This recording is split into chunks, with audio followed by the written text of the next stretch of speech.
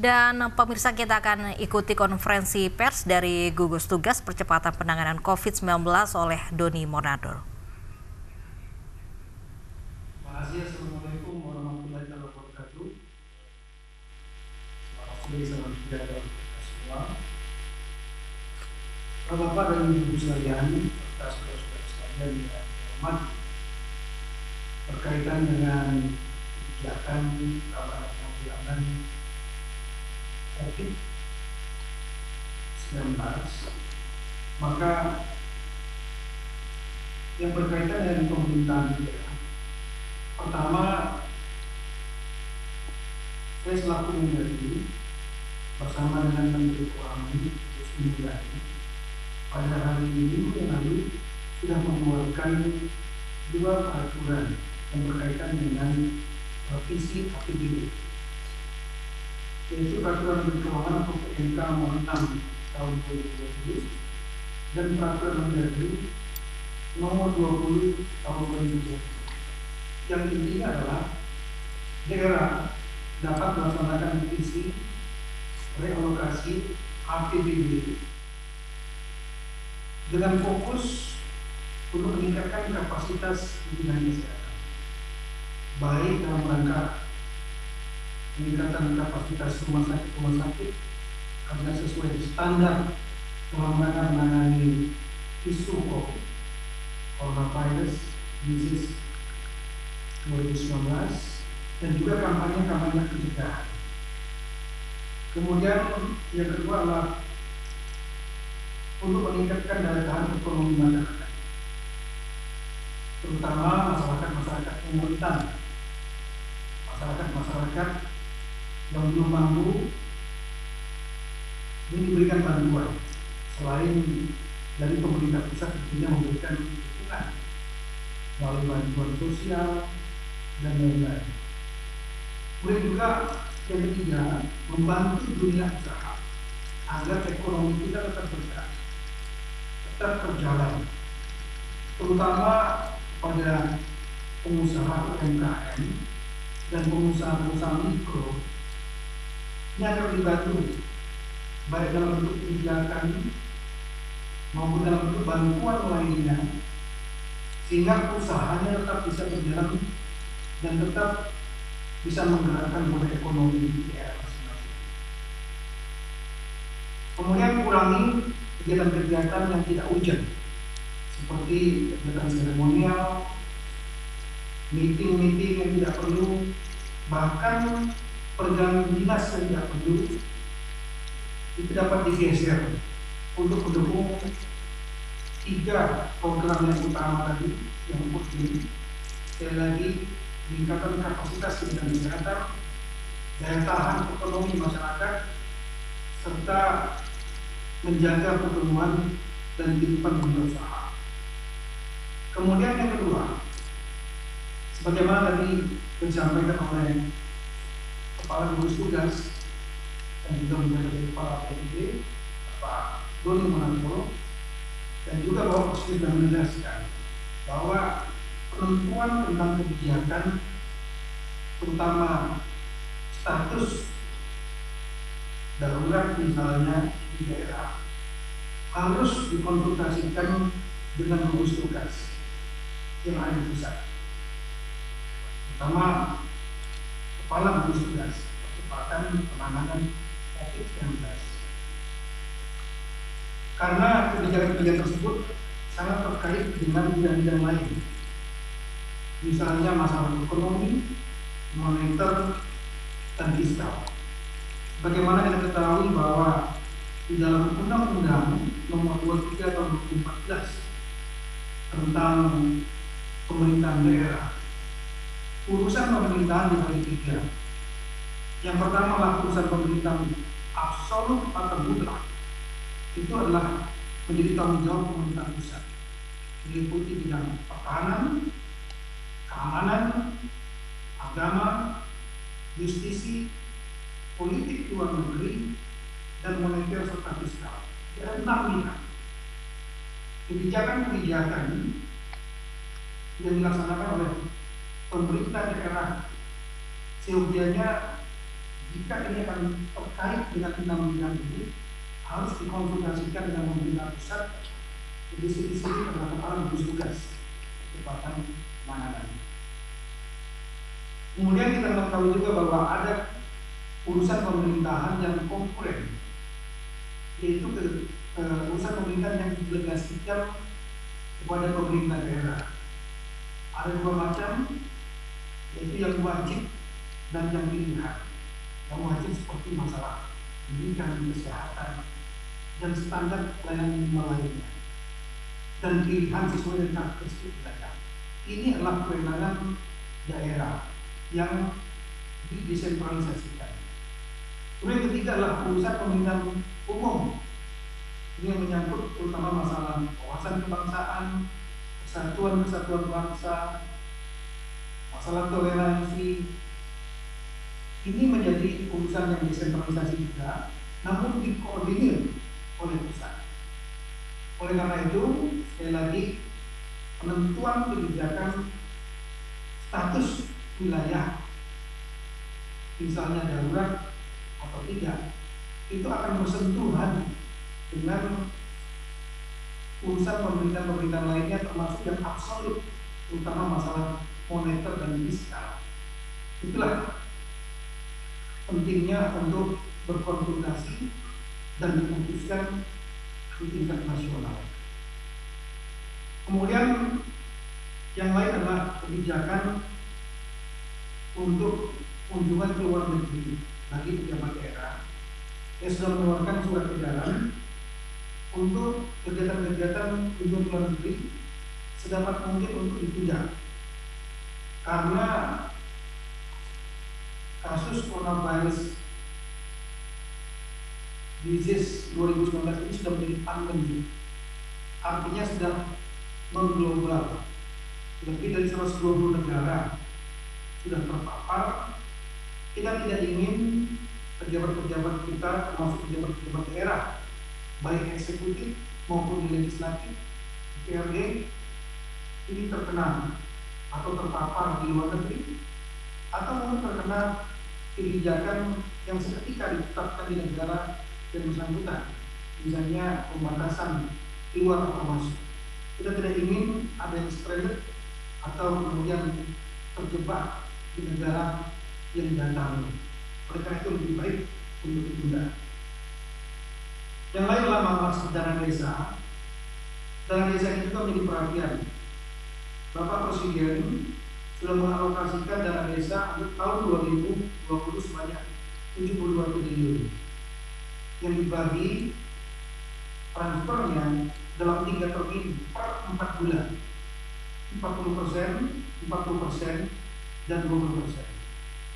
Namun hingga awal Maret kita mendapatkan data baru 40% dari 40% termin pertama yang diterima atau ditransfer oleh Kementerian Keuangan ke desa-desa.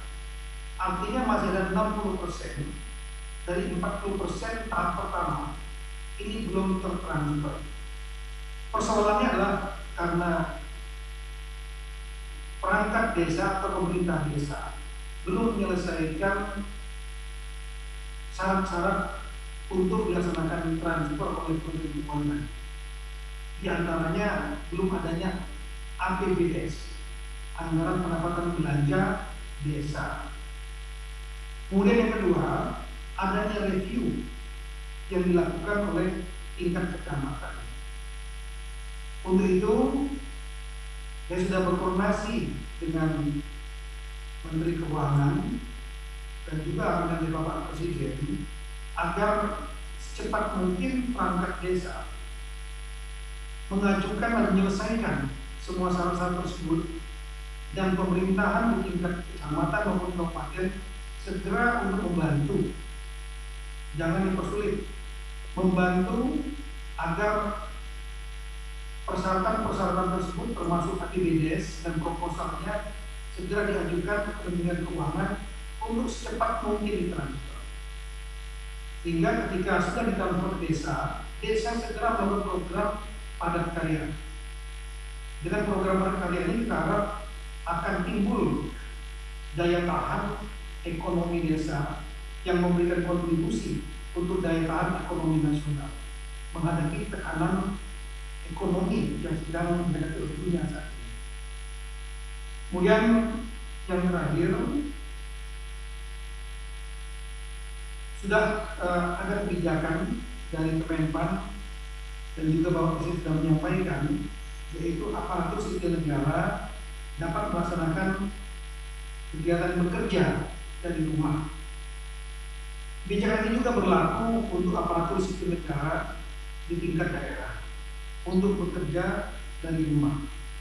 Namun seperti apa pelaksanaannya tiap-tiap daerah ini diserahkan pada kreativitas dan inovasi dari tiap-tiap kepala daerah. Ini tidak berarti bahwa kegiatan ini berarti libur, tidak. Bekerja tapi menggunakan sarana komunikasi tertentu dalam rangka mendukung kebijakan social distancing atau menjaga jarak supaya tidak terjadi kontak fisik yang menjadi salah satu penyebab penularan.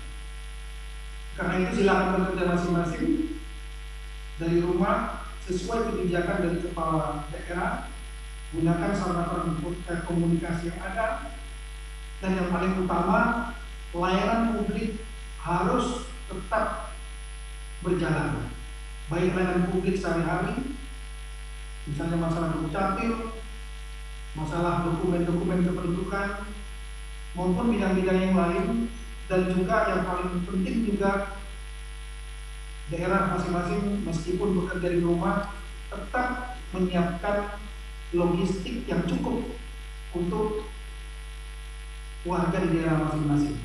Sekian, terima kasih. Assalamualaikum warahmatullahi wabarakatuh.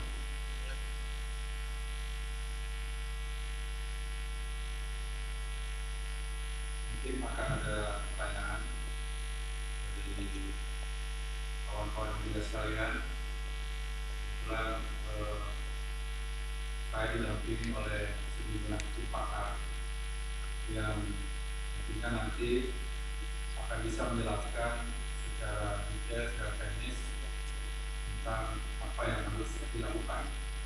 Namun demikian, sekali lagi saya ingatkan bahwa gugus tugas percepatan penanganan COVID-19 ini adalah untuk memastikan masyarakat kita yang sehat harus tetap sehat. Yang sehat tidak boleh sakit. Lantas yang kurang sehat itu pun harus kembali sehat.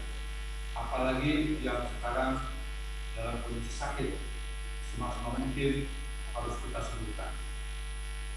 Dengan demikian diperlukan kerjasama seluruh komponen masyarakat, seluruh komponen bangsa di daerah.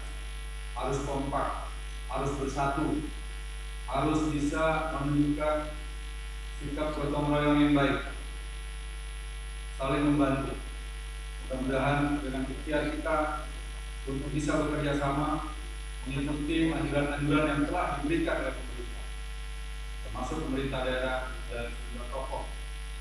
Hendaknya ini bisa menjadi rujukan bagi kita semuanya.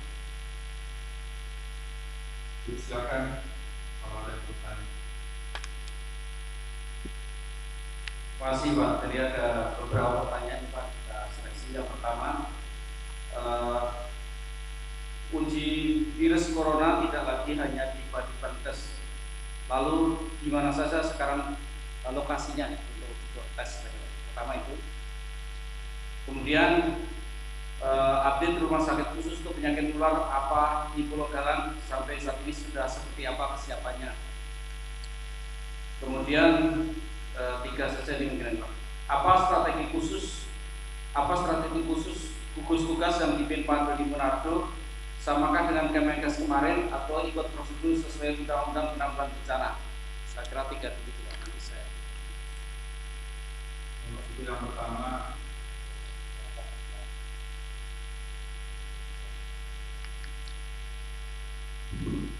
Terima kasih. Sesuai dengan arahan Presiden beberapa hari yang lalu, pemeriksaan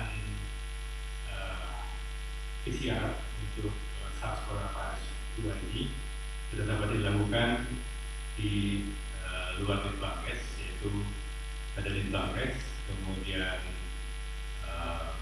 UNER, FKUI, dan lembaga Eijkman. Di dalam lingkungan Kementerian Kesehatan sendiri akan diberdayakan BTKL dan BPTKL yang ada dalam lingkungan kesehatan agar bisa mencapai di daerah-daerah. Terima kasih. Untuk pertanyaan kedua terkait dengan perkembangan pembangunan rumah sakit masih berlanjut ditangani oleh Kementerian Kesehatan. Kemudian yang ketiga, bagaimana strateginya? Strategi yang kita lakukan sekarang ini adalah memaksimalkan upaya pencegahan. Jadi dalam pola penanganan kami bagi 4. Yang pertama adalah pencegahan, yang kedua adalah respon, yang ketiga rehabilitasi, dan yang keempat adalah manajemen di bidang kebencanaan, yaitu berhubungan dengan virus ini. Nah, untuk pencegahan sendiri ini dibagi 3 bagian. Yang pertama adalah upaya untuk melakukan edukasi. Kenapa ini penting? Karena ternyata masih banyak warga kita yang belum menyadari bahwa virus ini dapat ditulari oleh orang yang secara fisik masih sehat, bukan dari orang yang di rumah sakit. Sehingga justru yang berbahaya ini bukanlah orang yang di rumah sakit, tetapi orang yang secara fisik masih sehat, tetapi telah menjadi carrier, telah menjadi pembawa virus, dan ini bisa membahayakan keluarganya, orang-orang di sekitarnya, terutama yang memiliki kelemahan kesehatan, antara lain adanya penyakit bawaan, hepatitis, jantung, dan juga penyakit-penyakit lainnya. Kemudian kalau ini dibiarkan dan tidak ada kesadaran tentang langkah-langkah pengetahuan yang cukup, adanya kesadaran untuk tidak bepergian, tentu orang-orang ini dapat menulari siapa saja. Kemudian yang kedua adalah sosialisasi. Kita butuh tenaga sosialisasi yang bisa menyampaikan pesan sampai dengan tingkat yang terendah, yaitu RT, RW, dan keluarga, sehingga meningkatkan kesadaran kolektif bahwa kita tidak bisa lagi menganggap enteng, menganggap remeh tentang virus ini. Walaupun virus ini tidak menimbulkan kematian yang lebih banyak dibandingkan dengan sejumlah penyakit saat ini, tetapi yang jelas sudah sangat merugikan kita di bidang kesehatan. Kemudian juga